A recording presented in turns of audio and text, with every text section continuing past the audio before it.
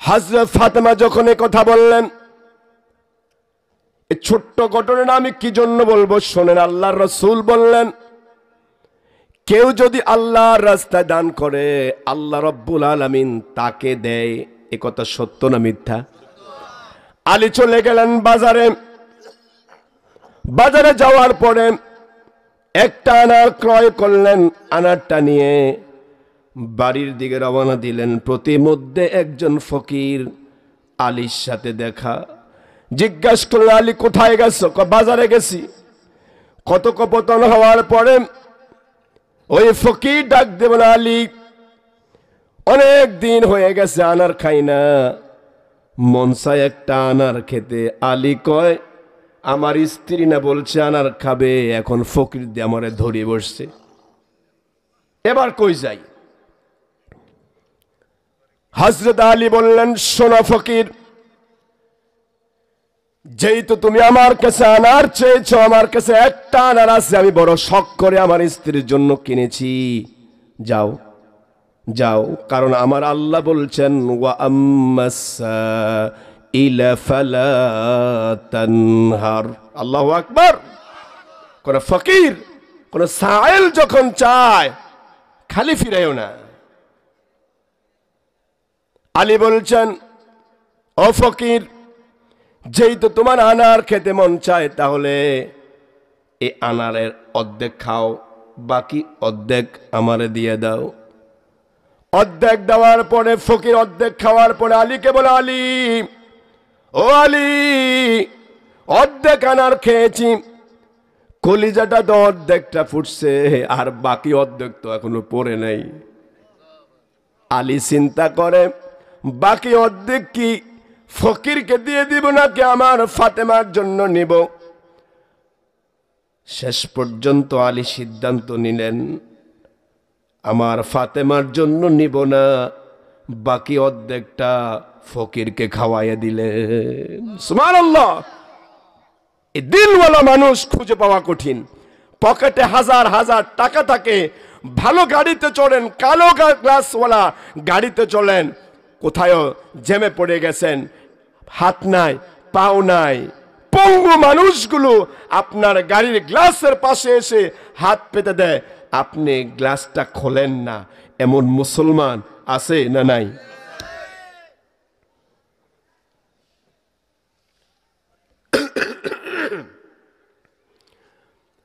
এই পুরা আনারটা ফকিরকে দিয়ে দিলেন। ফকির খেয়ে ফেলল।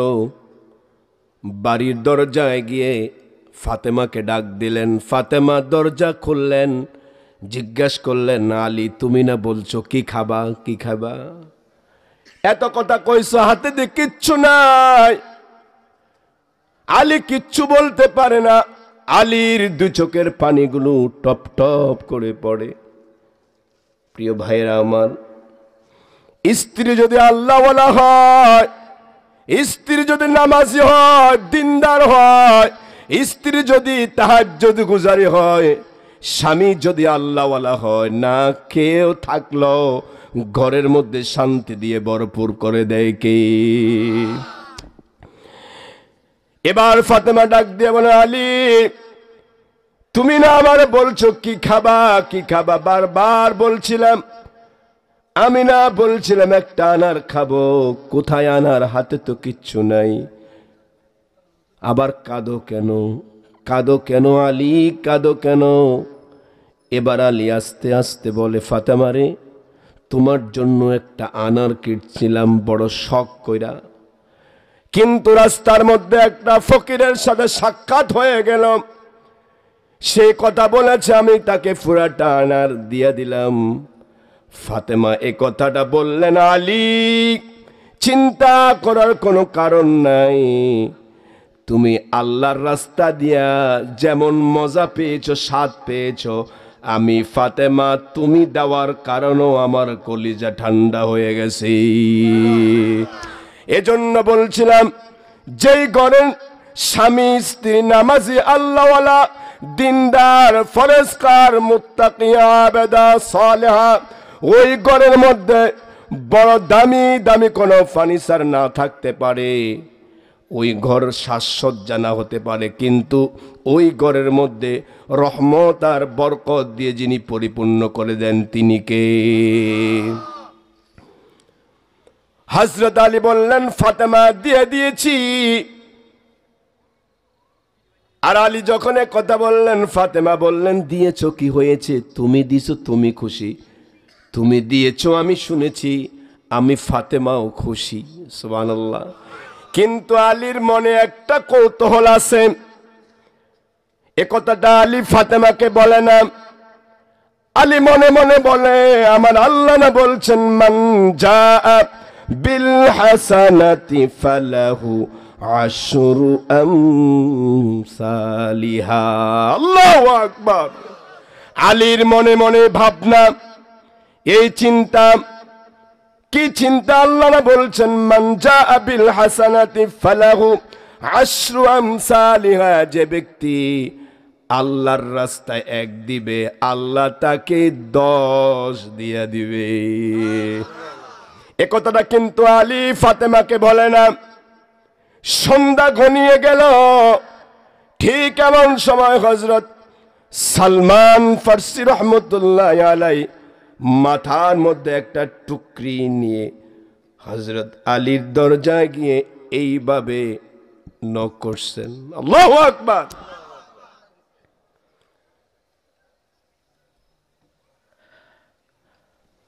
দরজা খুলে দেওয়া হলো। আলী বললেন, সালমান, সন্ধ্যাবেলা মাথার মধ্যে কি নিয়ে আসছ?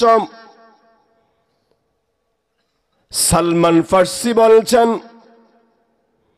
ও আলী, কি নিয়ে আসছি বলবো না, আগে মাথা থেকে নামাও। সুবহানাল্লাহ বলবেন। মাথা থেকে নামাবার পরে হযরত আলী রাদিয়াল্লাহু তাআলা আনহু ওই টুকরির উপরে যে কাপড়টা ছিল কিংবা কোনো কিছু দিয়ে ঢাকা ছিল, ঢাকাটা উঠাইয়া দেখলেন শুধু আনার আর আনার দেখা যায়।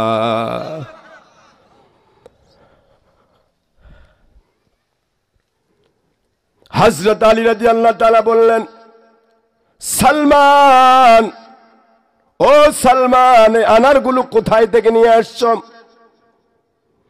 সালমান ফারসি বলছেন, আলী, আল্লাহর হাবিবের দরবার থেকে নিয়ে এসেছি। এবার আলী বলছে, সালমান থামো, আমি গণবো, গনে দেখব এই আনার আমার বাজেটে আছে কিনা, আমি আলী গনে দেখব। এবার হযরত আলী গনে 1 2, তারপরে কথা কনা, তারপরে কি, তারপর হযরত আলী রাদিয়াল্লাহু তাআলা গনতে গনতে 9 পর্যন্ত গেলেন, দেখলেন আনার নাই। আনার হযরত আলী ডাক দিয়া বললেন, সালমান, কষ্ট করে আনছো ভাই, আমারে মাফ করবা, টুকরিটা ধরো, মাথায় ওঠা দেই, রাসূলুল্লাহর দরবারে আনার গুরু নিয়ে চলে যাও। আল্লাহু আকবার বলেন।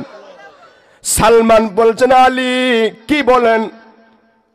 আমি জোয়ান মানুষ, বয়স আমার বেশি হয় না যে হুজুর আমারে এক বাড়ি পাঠাইছে আমি ভুলে চলে আইছি। জিনিসটা এমন নয়। আমি প্রচন্ড মেধাবী মানুষ।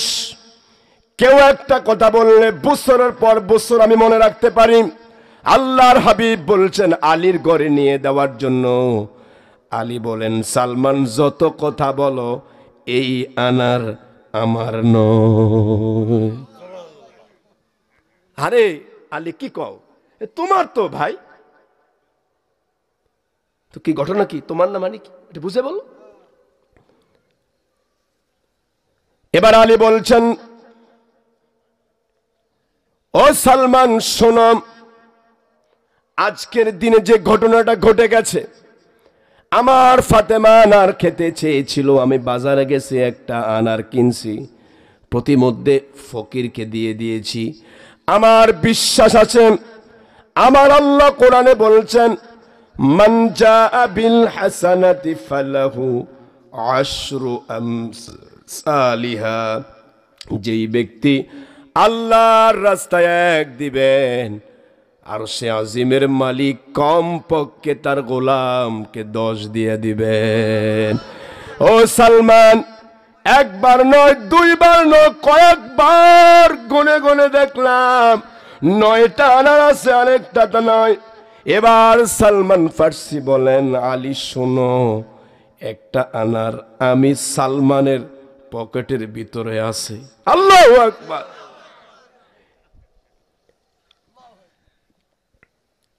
আলী বলছেন, সালমান পকেটে কেন রে? সালমান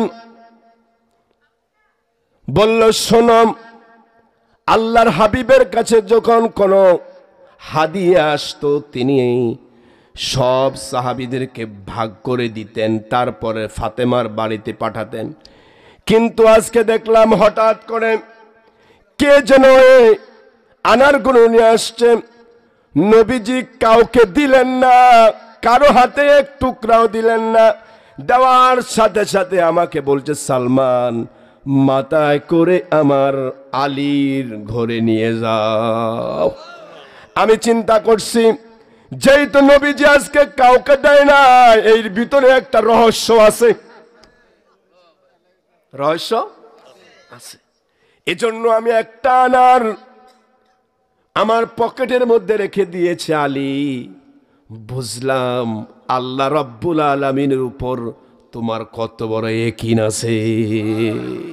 আজ যদি মুসলমান মনে করে আল্লাহর রাস্তায় দান করলে আমার আল্লাহ আমাকে দিবে, অবশ্যই আমার আল্লাহ দিবে।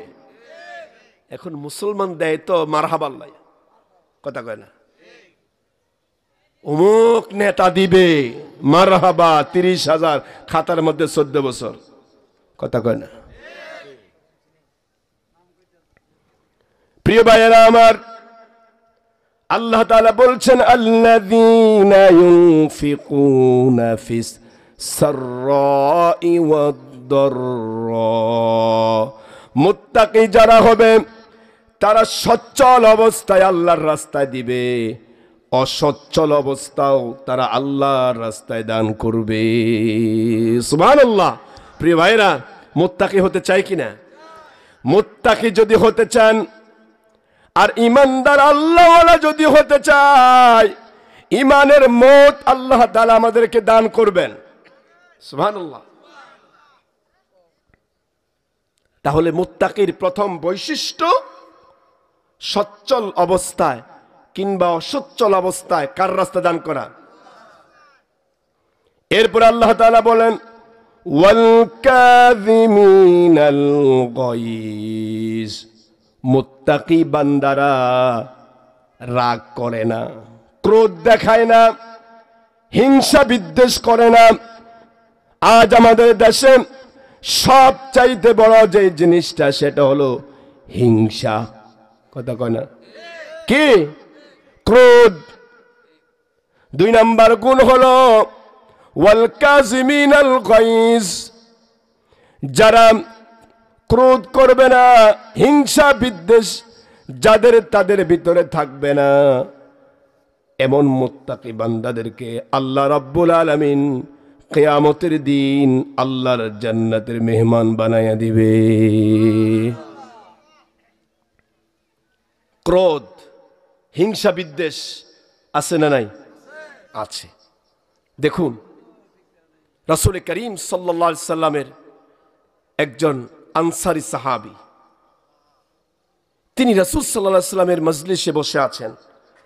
ঠিক এমন সময় আল্লাহর হাবিব সাল্লাল্লাহু আলাইহি সাল্লাম তাকে দেখলেন, দেখেই বললেন, ও সাহাবীরা, তোমরা যদি জান্নাতি মানুষ দেখতে চাও আমার এই আনসারী সাহাবীর চেহারার দিকে তাকাও।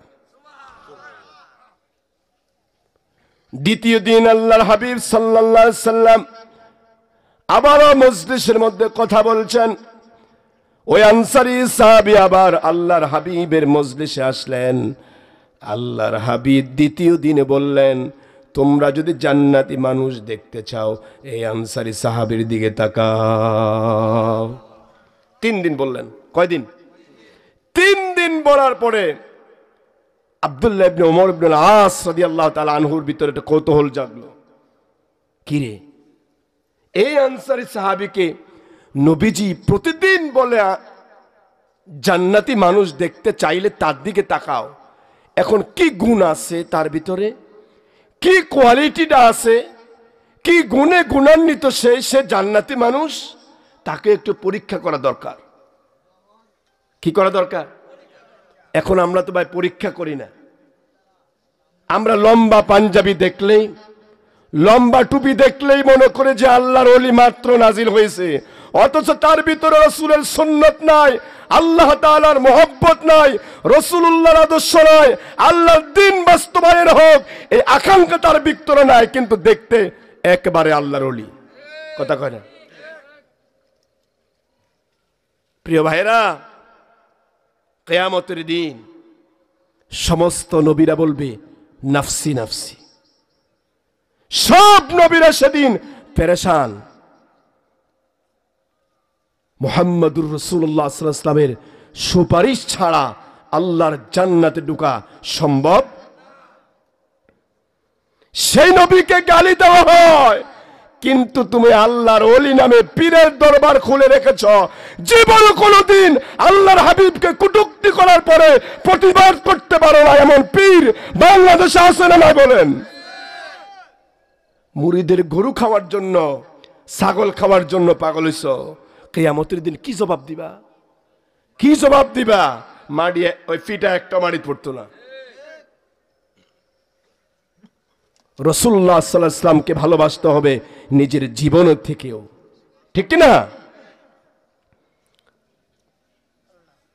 আব্দুল্লাহ ইবনে আমর ইবনে আস রাদিয়াল্লাহু তাআলা চিন্তা করলেন, এই আনসারী সাহাবীকে নবীজি জান্নাতের ঘোষণা দেয়, ওর ভিতরে কি গুণাবলী আছে আমি একটু আজকে পরীক্ষা করব। প্রশ্ন করলেন, ভাই আনসারী সাহাবী, তোমার ভিতরে এমন কি গুণ আছে যে গুণ থাকার কারণে আল্লাহর হাবিব তোমাকে জান্নাতি বলেছেন? আনসারী সাহাবী কয়, আমার আবার কি গুণ? আমি তো কোনো গুণ দেখি না। আসলে যারা গুণী মানুষ তারা মানুষের কাছে কয় না। একটা কথা আছে, খালি কলসি বাজে, কথা কয় না, খালি কলসি বাজে। আনসারী সাহাবী বললেন, আমি জানি না আমার ভিতরে এমন কি গুণ আছে যার কারণে আল্লাহর হাবিব আমাকে জান্নাতি বলেছেন। আব্দুল্লাহ ইবনে আমর ইবনুল আস রাদিয়াল্লাহু তাআলা বললেন, ভাই আমি তোমার বাড়িতে 3 দিনের মেহমান হতে চাই, তুমি যদি আমাকে আমার এই দাওয়াতটা কবুল করো, মানে তোমার বাড়িতে আমি 3 দিন থাকতে চাই, তুমি মেহেরবানি করে তোমার বাড়ির মেহমান হিসেবে আমার তুমি যাইবা আমার বাড়িতে, আমি গরিব মানুষ কি খাওয়াবো, কি খাওয়াবো? দেখেন, যে লোকটা জান্নাতি হয়ে গেল ওই লোকটার বাড়িতে খাবারের কোনো খবর। আর আমার দেশের কত এমপি, কত মন্ত্রী, কত ক্ষমতাশীল, কোটি কোটি টাকা এই দেশ থেকে পাচার করেছে, ঠিক কিনা বলেন? বাংলাদেশের বহু গরিব অসহায় মানুষ 3 বেলা খাবার খেতে পারে না, কানাডায় বাড়ি করে এমন বাটপার আর বেঈমান বাংলাদেশে আছে না নাই? মানুষ খেতে পারে না। আরে বেড়া, তুই খাইস না, খাই মর, যা খাইতে মন খাইবি না। কানাডা কিতা বাড়ি করলে মানে 2-4 দিন বেশি হায়াত পাইব নাকি? আনসারী সাহাবী বললেন, ভাই আমি গরিব মানুষ, তুমি আমার বাড়িতে 3 দিন থাকতে চাও, ঠিক আছে, আমি মেহমানদারি কবুল করলাম, চলো আমার বাড়িতে। 3 দিন আনসারীর বাড়িতে আব্দুল্লাহ ইবনে আমর ইবনুল আস নামাজ পড়ে, কোরআন পড়ে, তাসবিহ তাহলিল পড়ে, দিনের কথোপকথন আলোচনা করে। 3 দিন শেষ হয়ে গেল। আব্দুল্লাহ ইবনে আমর ইবনুল আস রাদিয়াল্লাহু তাআলা আনহু ডেকে বলছেন, আনসারী সাহাবী, তোমার বাড়ি 3 দিন থাকলাম, এমন কিছু তো দেখলাম না যেই গুণের কারণে তুমি জান্নাতি হতে পারো। 3 দিন ছিলাম, আমি যা করছি তুমিও তাই করছো, আমি খাইছি তুমি আমার লোক খাইছো, আমি গোসল করছি তুমি আমার লোক গোসল করছো, আমি অজু করছি তুমি আমার লোক অজু করছো, আমি তাহাজ্জুদ পড়ছি তুমিও পড়ছো, আমি নামাজ পড়ছি তুমিও পড়ছো। এমন কি গুণ আছে যে গুণের কারণে রহমতুল লিল আলামিন তোমাকে জান্নাতি বলেছেন? এবার আনসারী সাহাবী ডেকে বললেন, আমর ইবনুল আস রাদিয়াল্লাহু তাআলা কে ডেকে বললেন, শোনেন নবীজির সাহাবী, আমি যখন ঘুমাতে গেলাম, ঘুমের বিছানায় আমি যখন মাথাটা বালিশের মধ্যে লাগাই, তখন আমি আমার দিলের মধ্যে কোনো মানুষের প্রতি ক্রোধ আর হিংসা রাখি না, আমি সবাইরে মাফ করে দেই।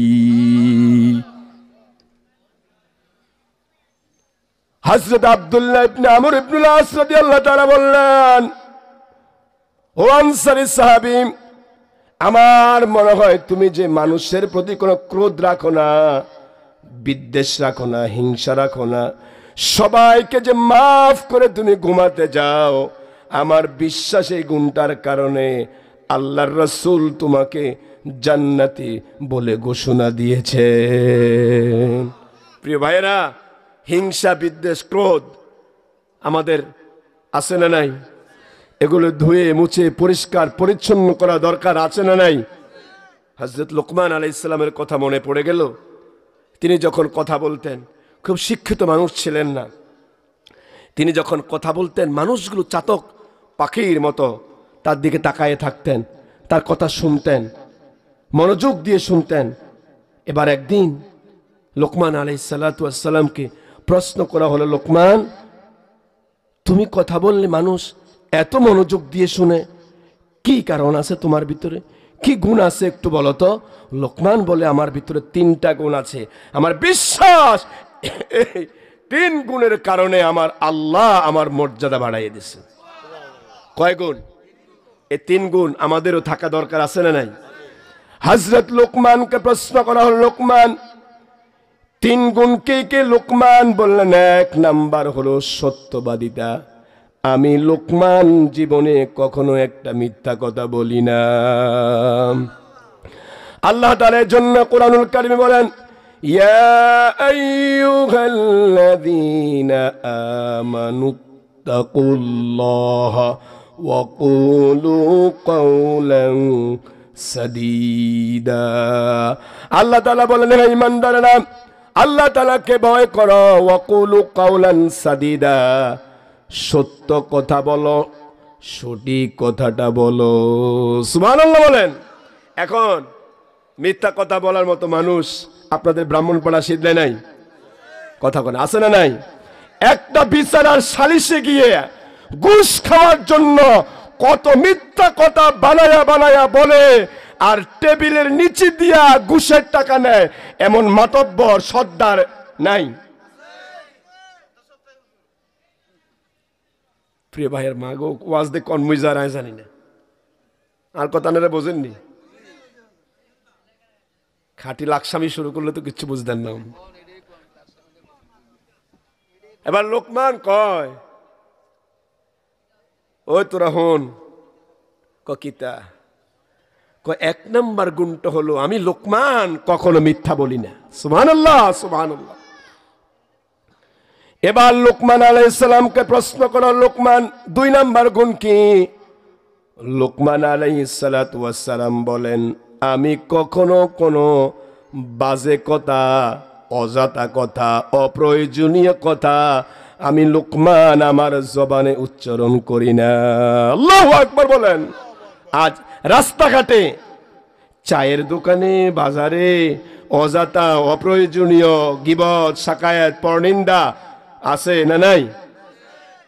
আল্লাহ তাআলা সূরা লুকমানে বলেন, আল্লাহ তাআলা সূরা আল মুমিনের মধ্যে বলেন, কদ আফলাহাল মুমিনুন আল্লাযীনা হুম ফী সালাতিহিম খাশিউন ওয়াল্লাযীনা হুম আনিল লাগবি মুরিদুন। সুবহানাল্লাহ বলেন। আল্লাহ তাআলা বলছেন, বাজে কথা বলে না যারা, আল্লাহ বলেন আমার জান্নাতের মেহমান তারা। এবার লুকমান আলাইহিস সালাতু ওয়াস সালামকে প্রশ্ন করা হলো 3 নাম্বার কি গুণ? লুকমান আলাইহিস সালাতু ওয়াস সালাম বলেন, আমি প্রত্যেকটা শ্বাস এবং প্রশ্বাসে আমার মাথার মধ্যে রাখি যে কোনো সময় আমি লুকমানের ইন্তেকাল হয়ে যেতে পারে। এই 3টা গুণাগুণ আমার কাছে থাকার কারণে আল্লাহ তাআলা আমাকে মর্যাদা সম্পন্ন করেছেন। আমি যখন কথা বলি মানুষগুলো চাতক পাখির মতো আমার দিকে তাকায় থাকে, আমি কথা বলতেই থাকি আর মানুষ শুনতেই থাকে। সুবহানাল্লাহ। প্রিয় ভাইরা, বলছিলাম ওয়াল কাযিমিনাল গায়জ, ক্রোধ, হিংসা, বিদ্বেষ দিলে রাখা যাবে না। কারণ অন্তরটা যদি পরিষ্কার পরিচ্ছন্ন না থাকে, কিয়ামতের দিন আল্লাহর জান্নাত পাওয়া যাবে না। আপনার চেহারায় শুরুতে একরকম, বিতর্কত অবস্থা একরকম, কথা বলেন একরকম, ভিতরে আরেক রকম। এরকম মানুষ আছে না? নাই না, এরকম হলে হবে না।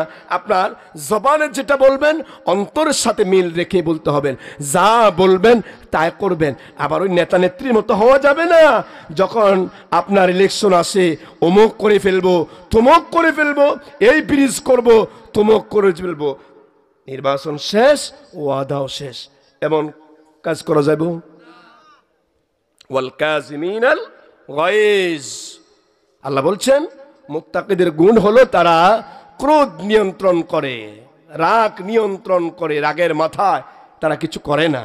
প্রিয় ভাইয়েরা, তাহলে আল্লাহ তাআলার কাছে দোয়া করছি, আল্লাহ তাআলা যেন আমাদের সবাইকে রাগ মুক্ত, ক্রোধ মুক্ত জীবন গড়ার তৌফিক দান করে, বলি আমিন।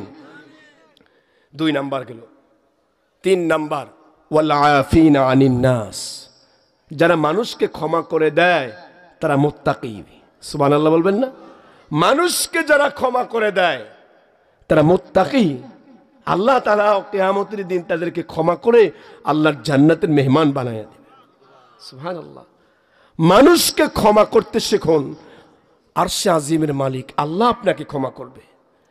আল্লাহর হাবিবের মক্কা বিজয়ের পুরা ঘটনাটা পড়ুন, দেখবেন রহমতুল লিল আলামিন কেমন দিলের মানুষ ছিলেন, কত বড় ক্ষমাশীল ছিলেন, তার দিলটা কত নরম ছিল। যদি আপনি মক্কা বিজয় এই সাপটাটা পড়তে পারেন, রাসূল করিম সাল্লাল্লাহু আলাইহি ওয়াসাল্লাম ওয়াল আফিনা আনিন নাস, ওয়াল আফিনা আনিন নাস, মানুষকে ক্ষমা করে দেওয়া, এটা মুত্তাকির কি বৈশিষ্ট্য? মুত্তাকির কি বৈশিষ্ট্য?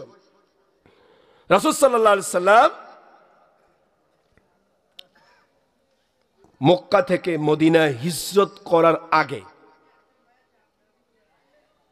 আল্লাহর ঘরের চাবি ছিল হযরত তালহার কাছে। কার কাছে? হযরত তালহা রাদিয়াল্লাহু তাআলা আনহুর কাছে। ওয়াল আফিনা আনিন নাস, রাসূলুল্লাহ যেভাবে ক্ষমা করে দিয়েছেন, আপনি একজন মুমিন হিসাবে আপনারও দায়িত্ব মানুষকে ক্ষমা করে দেওয়া। কথা বলেন না কেন? আল্লাহর হাবিব বিশ্বনবী মুহাম্মদুর রাসূলুল্লাহ সাল্লাল্লাহু আলাইহি ওয়াসাল্লাম হযরত তালহা রাদিয়াল্লাহু তাআলা আনহুকে ডেকে বললেন, তালহা, আল্লাহর ঘরের চাবি তোমার কাছে, আল্লাহর ঘরের চাবিটা একটু আমাকে দাও না। আল্লাহর ঘরে চাবিটা, তালাটা খুলে আল্লাহর ঘরের প্রবেশ করে আমার আল্লাহকে একটু সেজদা দেই।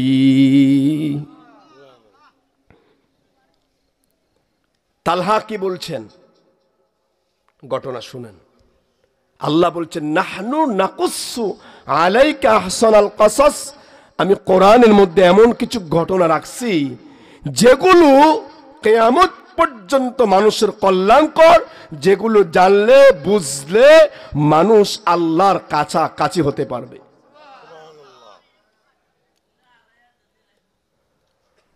হযরত তালহা বললেন,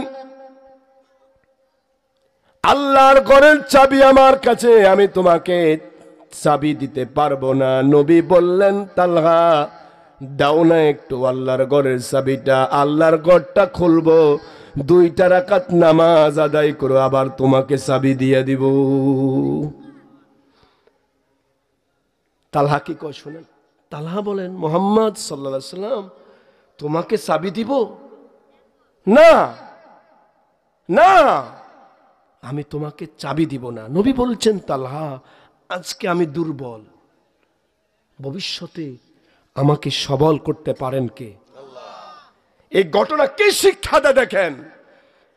তুমি ক্ষমতা পাইছো, মনে করছো সারা বছর সারা জীবন এই 41 সাল পর্যন্ত থাকবে না, মোটেও বিশ্বাস করার কোনো কারণ নাই। ক্ষমতা সেকেন্ডের মধ্যে উলট পালট করে দিতে পারেন যিনি, তিনি কে? নবীজি বলছেন, তালহারে দেশ না, একটু আল্লাহর করেন, চাবিটা দেওন, একটু খুলবো, 2 রাকাত নামাজ পড়বো, চাবি দিয়ে দেব। তালহা বলেন, না দিব না। নবী বলেন, কখনো যদি আমার আল্লাহ আমাকে শক্তিশালী করে দেন আর আল্লাহর ঘরের চাবি আমাকে দিয়ে দেন, আমি যদি তোমার কাছে চাই আর তুমি যদি না দাও, তোমার কাছে কেমন লাগবে? তালহা বলছে, কি বলো, দুনিয়া কিয়ামত হয়ে যাবে, তুমি তো চাবি পাবা না। আজ আমার দেশের বহু মানুষ লম্বা লম্বা টান দেবে, দুনিয়া কিয়ামত হয়ে যাবে, খোদা লড়বে না। কথা কই না, লড়ছিনি লড়ছিনি। এবার দেখেন আল্লাহর হাবিব 2 চোখের পানি টপ টপ করে পড়ে, নবী কাঁদতে কাঁদতে চলে গেলেন।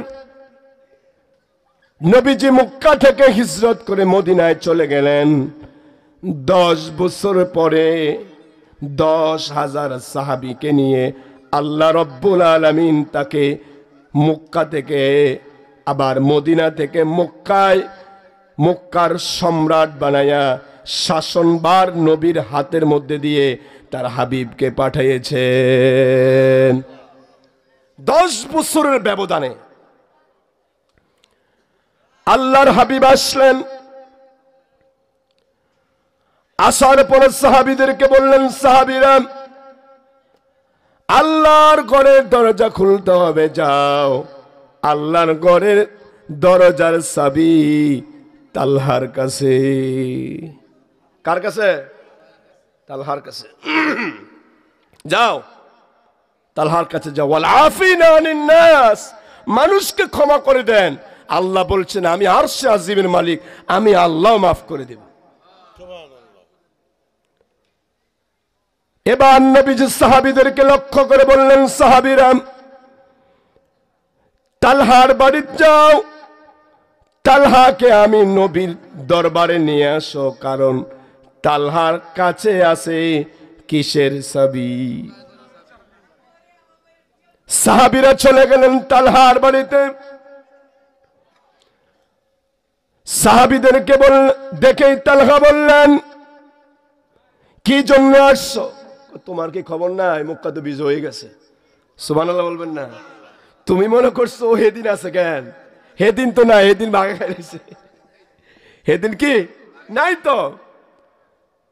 তালহা বললেন, কি জন্য আসছো? কল তালহা, তুমি কি জানো না মক্কার শাসনবার রহমতুল্লিল আলামিনের কাছে আল্লাহ দিয়ে দিয়েছে।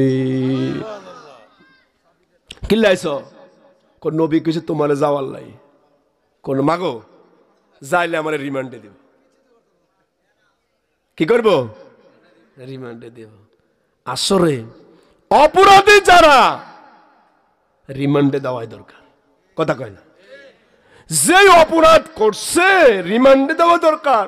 রহমতুল্লিল আলামিনের সাথে বেয়াদবি।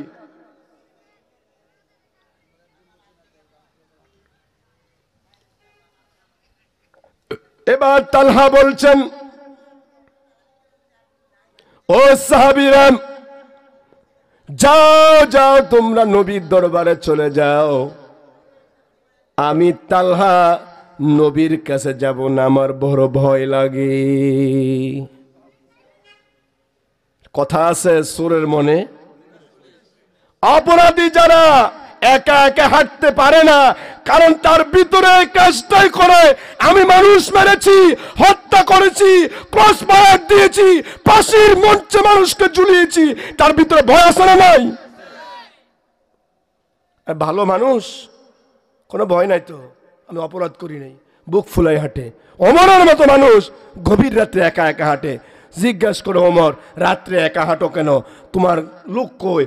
একা না, নাহানু আকরাবু ইলাইহি মিন হাবলিল ওয়ারিদ, আমার শাহনগের কাছে অতি নিকটে আমি আমার আল্লাহ আছে।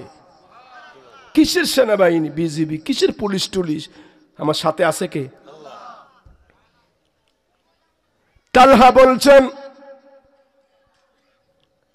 আমি যাব না, আমার ভয় লাগে। সাহাবীরা বলেন ভয় কিসের, একটু খুলে বলো না। কোনা তোমাদের কাছে বলা যাবে না, যাও নবীর দরবারে চলে যাও। সাহাবীরা আল্লাহর হাবিবের দরবারে চলে আসলেন। এবার নবীজি বলছেন সাহাবীরা তালহা কই? তালহা তো আইয়ে না। কি লাইয়ে না? হ্যাঁ বলে ভয় লাগে। কি লাগে? আল্লাহ নবী বললেন সাহাবীরা, ও সাহাবীরা যাও যাও, তালহাকে বলো আমি রহমতুল লিল আলামিন।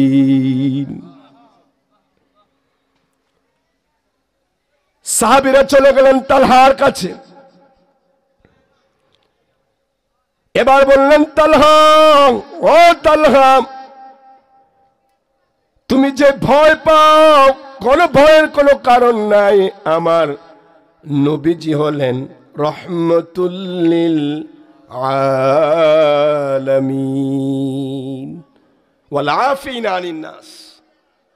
আল্লাহ বলছেন আল্লাযীনা ইউনফিকুনা ফিস সাররাই ওয়াদ দাররাই ওয়াল কাযিবিনাল গায়জ ওয়াল আফিনা আনিন নাস। মানুষকে ক্ষমা করে দেওয়ার দৃষ্টান্ত আমাদেরকে বিশ্ব নবী সরওয়ারে কায়নাত মুহাম্মদুর রাসূলুল্লাহ সাল্লাল্লাহু আলাইহি ওয়াসাল্লাম শিক্ষা দিয়েছেন। সাহাবীরা গিয়ে বললেন, ও তালহা ভয়ের কোনো কারণ নাই, চলো চলো নবীর দরবারে চলো। এবার তালহা বলেন আমি যে ভয় করি কি জন্য করি শোনো। নবীর কাছে যাব, আগে আমার ঘটনা শোনো।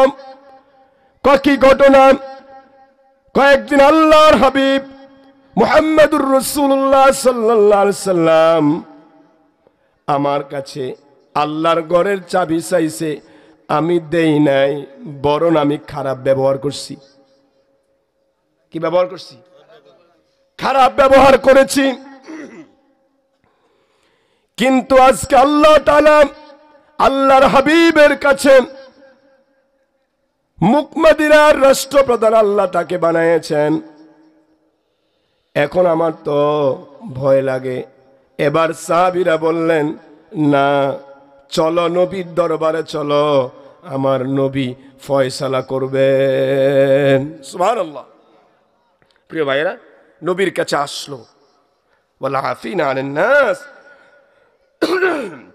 নবীর কাছে আসার পরে নবীর সামনে তালহা বসলেন। এবার নবীজি ডাক দিয়ে বললেন তালহা, ও তালহা, মনে আসেনি সেদিনের কথা? তালহা কা হুজুর এই ডরে তো আই না, এই ডরে। আল্লাহ নবী বললেন তালহা, আল্লাহ তাআলা ক্ষমতাটা চিরস্থায়ী রাখেন না। আল্লাহ তাআলা ক্ষমতা দিয়ে বান্দাদেরকে একটু ট্রাই করে দেখেন কি করে। কথা কয় না? তোমার আল্লাহ তাআলা কাবা ঘরের চাবি তোমার কাছে দিয়ে আমার আল্লাহ চাইছেন তুমি কি করো।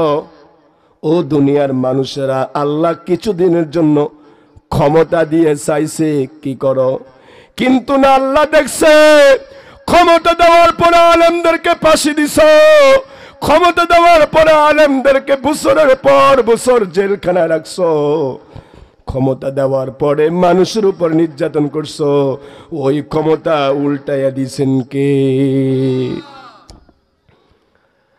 আল্লাহর হাবিব বললেন তালহা, দাও চাবি দাও। হযরত তালহা চাবিটা আল্লাহর হাবিবের হাতের মধ্যে দিলেন। এবার নবীজি বললেন, তালহা তোমার হাতটা আবার বাড়িয়ে দাও। হযরত তালহা হাতটা আবার বাড়িয়ে দিলেন।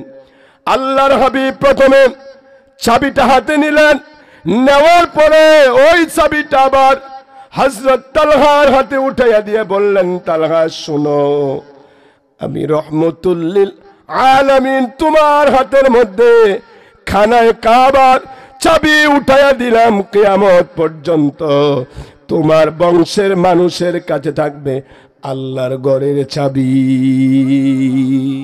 কে দৃষ্টান্ত তিনি স্থাপন করে গেছেন।